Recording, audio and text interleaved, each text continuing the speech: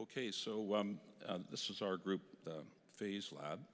And at the turn of the century, not the last century, but the one before that, OCAD and the University of Toronto had joint curriculum where people learned to illustrate all of the medical textbooks at that time. And we kind of think of our Phase Lab a little bit like a modern version of that.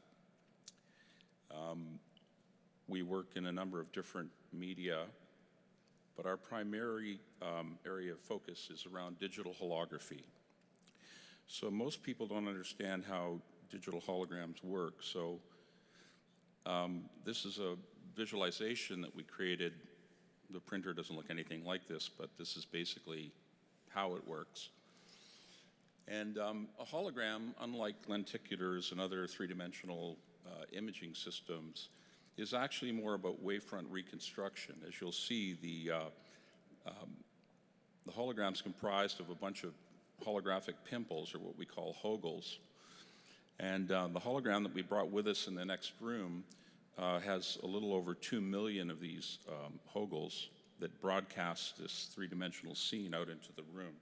So if you haven't seen it, I hope you'll take a minute and go and have a look at it. So these are red, green, and blue pulse lasers that are pulsing at approximately 30 hertz. And you can do the math. If you're making 30 holograms a second, it takes a long time to print a 2 million hogel hologram.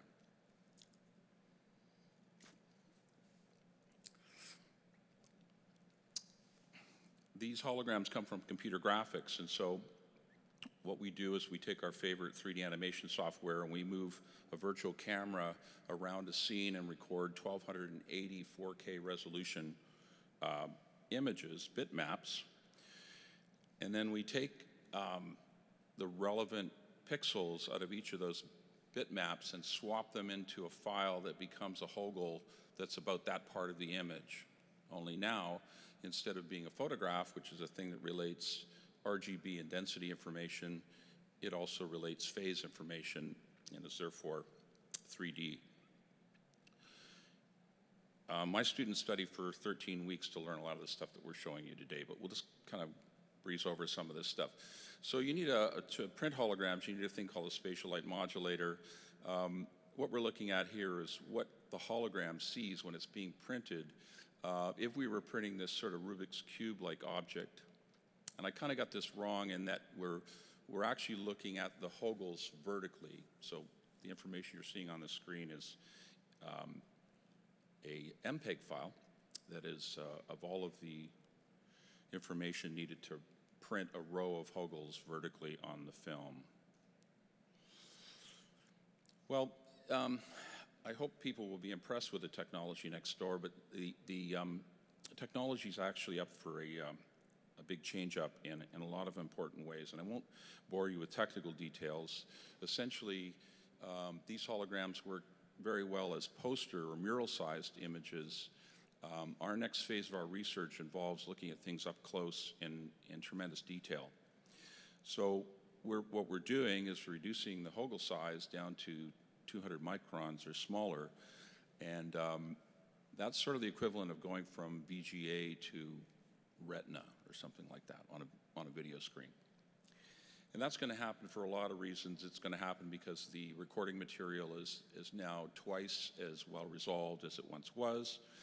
We're going to have full parallax. So the hologram next door, if you turn your head entirely sideways, it would be photographic, it would be two-dimensional.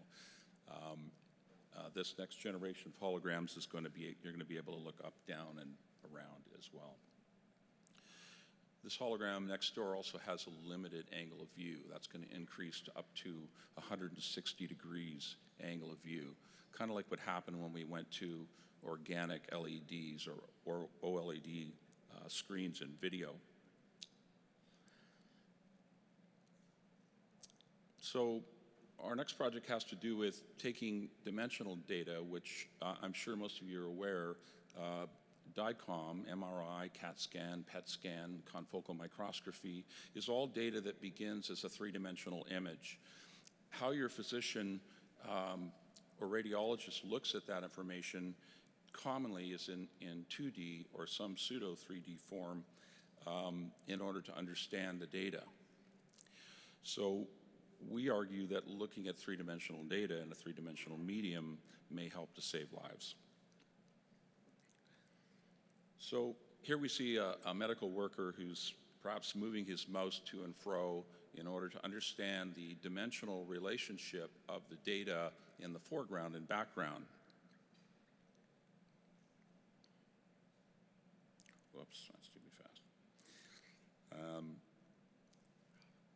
So once again, we feel that hard copy, in the same way that people are now very much enamored with printing things in 3D using rapid prototyping devices, this is another form of 3D output and a permanent record.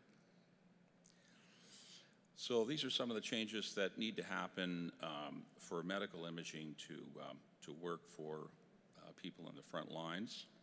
And here are some of the applications that we envision. So we've already done quite a bit of work in 3D visualization. Medical education, there's a tremendous cost associated with obtaining and disposing of cadavers for teaching simple anatomy. We think that if we had realistic-looking holograms of that data, we could teach anatomy with that. And then some of these other things we'll come to talk about. These are some of the visualization projects we've been associated with in the past.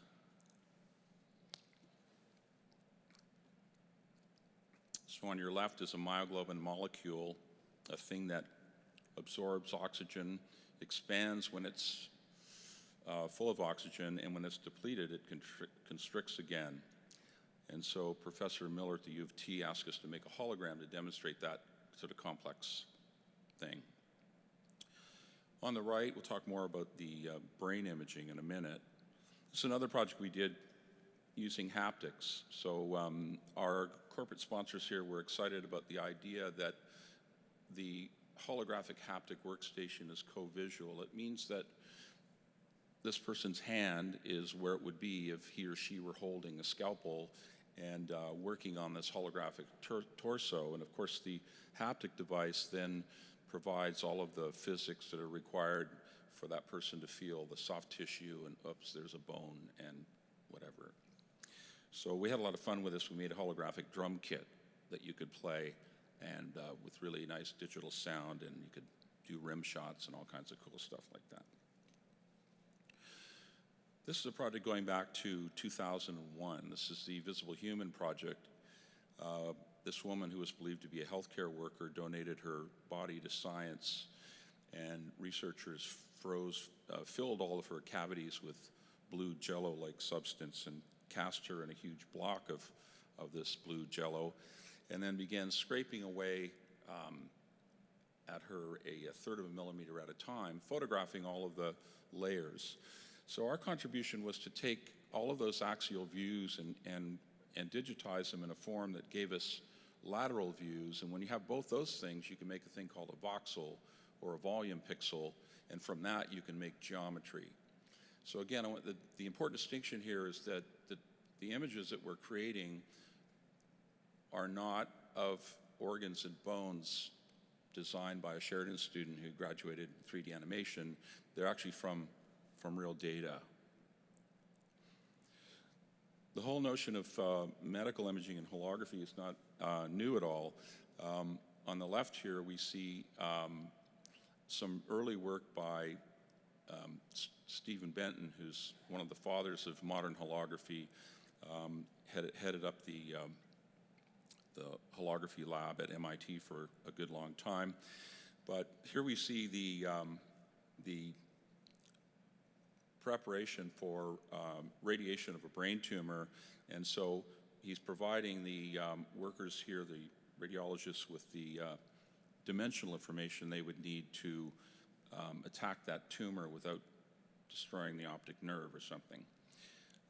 Holorad, which is a company in America that does imaging in holography, medical imaging in holography, did a series of images around separating the Siamese twins who, for example, had two brains but were sharing one cranial cavity.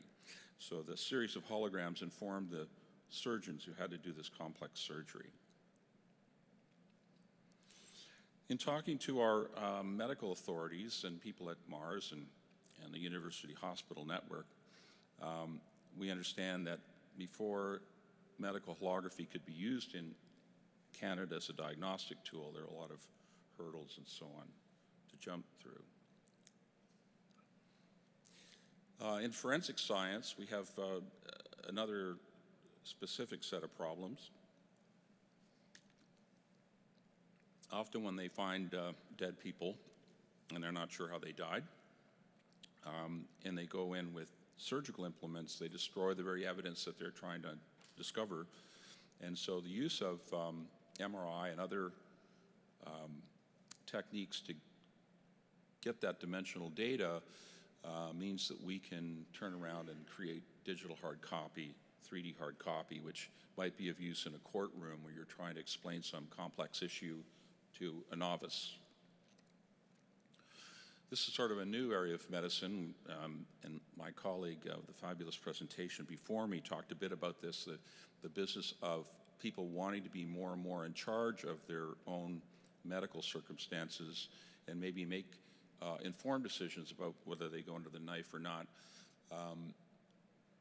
MRI data can be viewed on a very expensive workstation that your doctor has access to, but if you want to see your own medical information, then one way you could do that is to commission a hologram of the data. This is me getting my brain scanned using a unique device developed by Dr. Deutsch at Cerebral Technologies here in Toronto. And when we saw these incredibly powerful images of electrical activity in the brain, we said right away that has to be a hologram. So we set up Dr. Deutsch in a way from his workstation he can go file, print hologram, and send the data that you see here to the Service Bureau in Mississauga, Ontario, and have a brain image recorded. Now, when you see this thing in 3D, and then you see it as video, you understand immediately how different they are. Here we see the voxels that demonstrate, so there's 14 probes on my brain, and that array creates the voxels or cubes that you see. The vertices that are sticking out reflect the wavelength of the electrical activity, alpha, beta, and theta, and how strong that electrical activity is. And I like to count this as proof against my teenage daughter's claim that I'm brain dead. It's right here. So the idea then was to build a pipeline for Dr. Deutsch that went directly to the holographic printer, and that's what it looks like down there on the right-hand side. And this is a photograph of the actual hologram that we created of my brain. So we thought that worked well. Why don't we go on to these other 3D medical imaging modalities, all of which now involve color data, which is important, and come in the form of something called DICOM.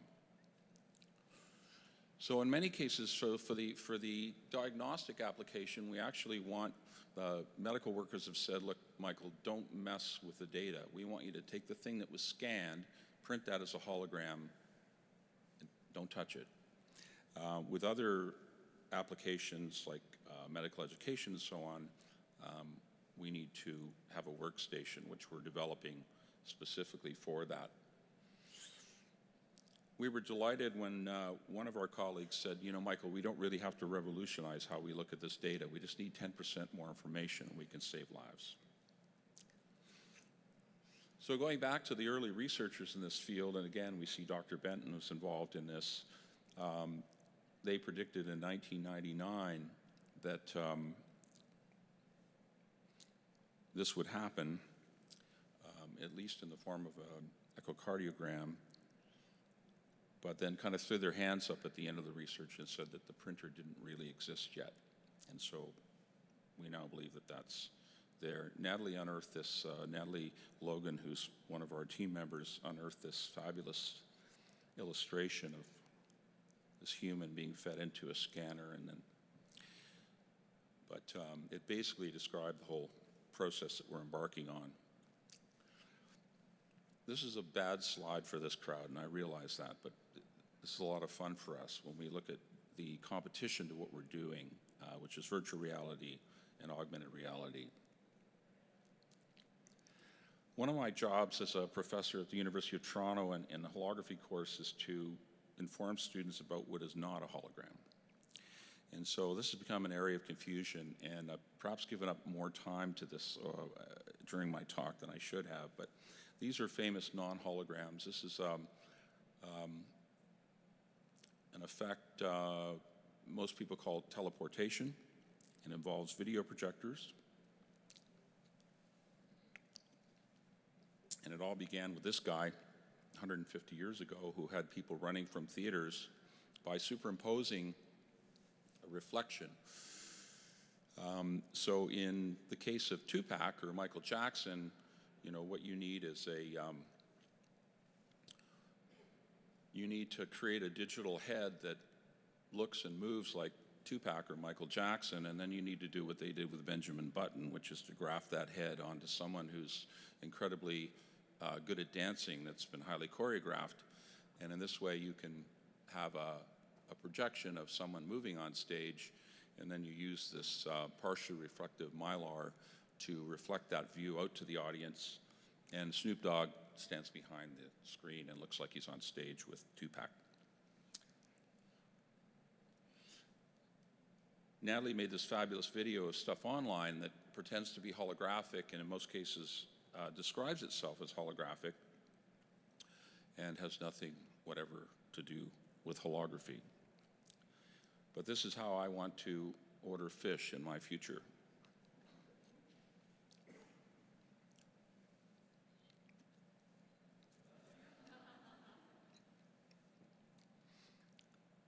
Now, to be fair, these guys are using diffractive optics, and they're the only group that, you know, you kind of would say. Now, this is a flat screen TV with a bunch of acrylic surfaces that have been glued together to reflect 4 views that are on the flat screen TV down and can be seen from other angles. This is a group that bilked $30,000 out of faithful followers on Indigo.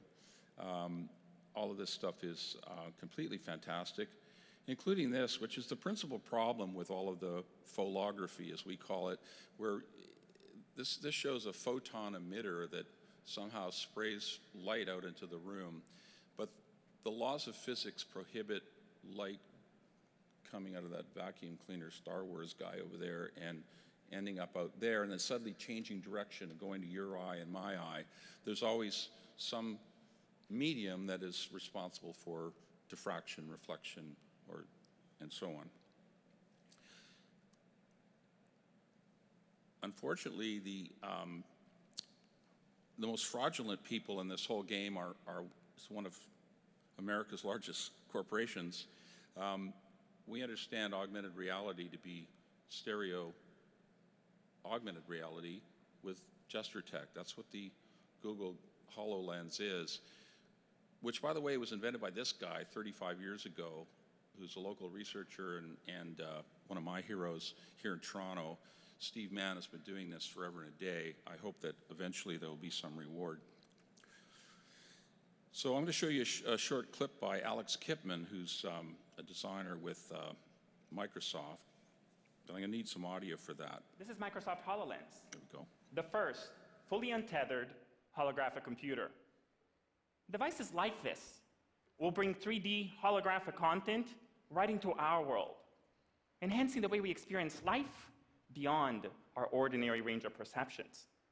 Now, I'm not thinking about a distant future. I'm talking about today. We are already seeing car companies like Volvo designing cars differently with HoloLens. Universities like Case Western redefining the way medical students learn. And my personal favorite, NASA is using HoloLens to let scientists explore planets holographically. Now, this is important. By bringing holograms into our world, I'm not just talking about a new device or a better computer. I'm talking about freeing ourselves from the 2D confines of traditional computing. Now, as I put this HoloLens on, let me explain the setup a little bit. It's probably the most risky demo we have ever done on any stage with HoloLens, and I can't think of a better place to do it than here at TED. Momentarily, I'm going to be seeing holograms right on this stage, just as clearly as I can see all of you. Now, at the same time, we have also this special camera that just walked in on stage, so that all of you can share in this experience with me up on all the monitors. So let's start our journey. And what better place to begin our journey than in the computer cave of 2D? Let's explore the world all around us with this new lens. Holograms are examples of a machine interacting with an environment from an output perspective. Finally, as a machine, I could exchange energy with the world via haptics. Now imagine being able to feel the temperature of a virtual object, or better yet, imagine pushing a hologram and having it push you back with equal force. With this perspective, we are able to collapse reality into a simple matrix. In fact, since we've been lucky with our demo so far, let's try doing something else even more crazy. I invite you to experience, for the first time anywhere in the world, here on the TED stage, a real-life holographic teleportation between me and my friend, Dr. Jeffrey Norris from NASA's Jet Propulsion Laboratory. Fingers crossed. Hi, Jeff. Hey, Alex. Whew, that worked. How are you doing today, Jeff? Doing great. I've had an awesome week. So can you tell us a little bit, Jeff, about where you are? Well, I'm actually in 3 places. I'm standing in a room across the street, while I'm standing on this stage with you, while I'm standing on Mars, 100 million miles away. Wow, 100 million miles away. This is crazy. Okay. Okay, so there's been some talk in the press, and I'm just going to ask you straight so that then you have a straight answer. There's been talk about the difference between the demos and the reality of like the commercial product. Talk about this field of view issue. Is this type of experience what someone who buys the product will get?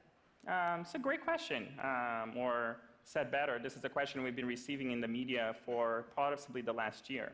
If you do your research, I haven't answered that question. I have purposely ignored it because ultimately it's the wrong question to ask. That's the equivalent of me, showing holograms to someone for the first time, and you then saying, "What's the size of your television?"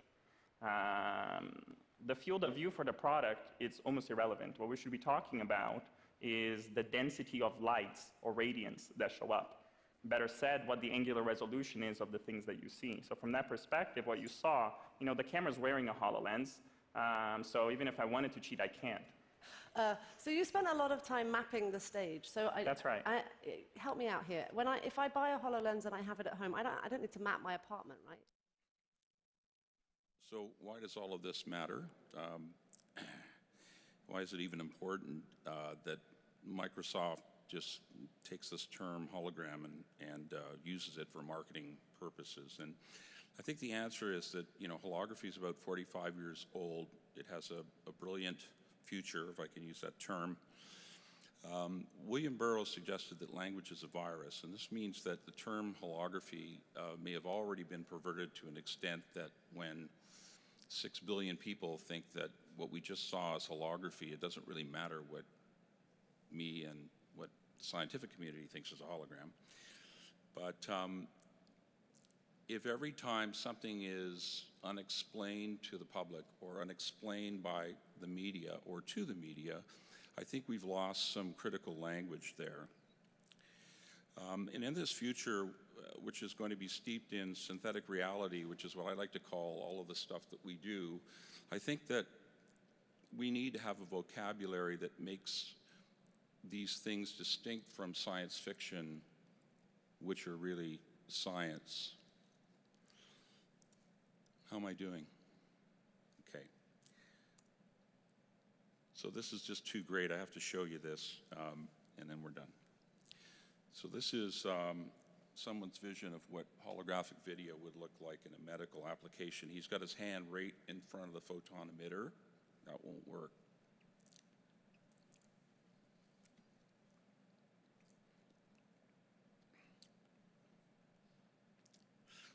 So this again is called holographic, and it's completely false. This looks to me like a reflective cove mirror-like device. In summary, we believe the next generation of digital holography will help change how medical workers look at certain complex DICOM data. And we're looking for people who might want to engage with us in that process. Just a bit of detail about the hologram next door. This is the work of Bill Reed, Canadian sculptor. This work was on your $20 bill recently until they replaced it with a bad hologram. And then when you look at it from one side, you get to see the ceramic version from the Museum of Civilization, and from the other angle, it's a bronze sculpture like the one at the Canadian Embassy. Here are some of our collaborators in the project.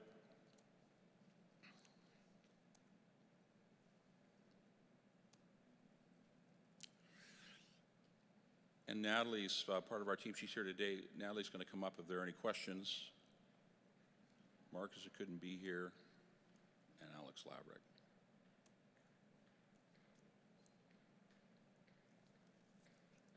Thanks very much.